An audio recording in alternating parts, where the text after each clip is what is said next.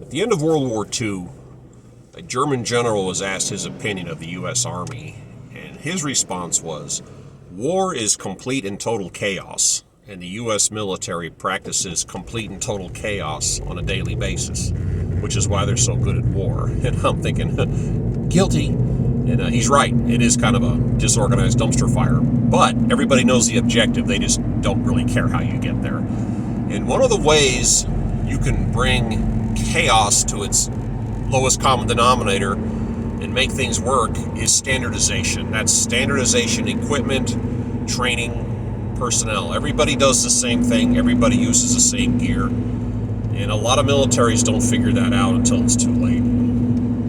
When World War II kicked off, there was a sudden need to expand training facilities for new soldiers and sailors and airmen to get in the military. So they have to build barracks. That's one of the first things they end up doing. So somebody came up with a design for a cheap, slapped-together, quasi-disposable building that was actually designed to last only 5 years. And if you've seen any World War II, Korea, or Vietnam War movies that involve basic training scenes and they're in the barracks, you'll recognize them. They're long, skinny buildings with open bay, 2-story. There's usually a room or an office on one end and a bathroom on one end. And the showers are all clumped together. And again, they were only designed to last 5 years.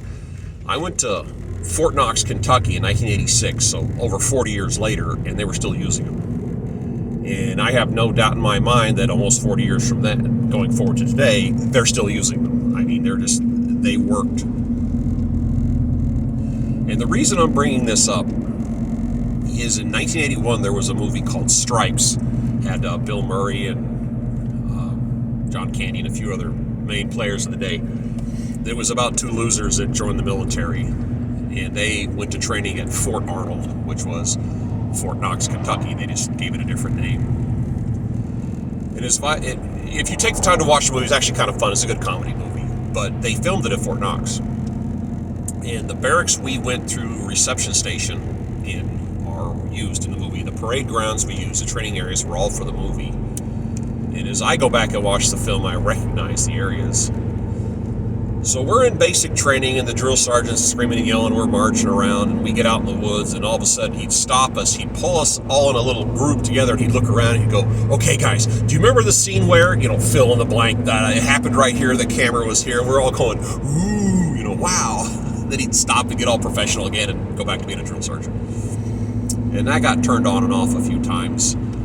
When we got our first official haircut, where they shave your head, on the wall was a photograph, and the same three dudes that were cutting the hair of the guys in the movie are cutting our hair. There's pictures of them with the actors in the chairs, and they're doing the buzz cuts. we're kids. We're like, wow, that's just being in a movie scene was just awesome.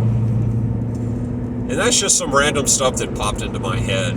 That here it is coming up on 80 years after the war, and I literally have no doubt that those same buildings, those temporary slapped together buildings, are still there and still being used to this day. And if you take the time to watch the movie Stripes, which I recommend, there's a scene where these guys are on a parade ground doing their own graduation ceremony based on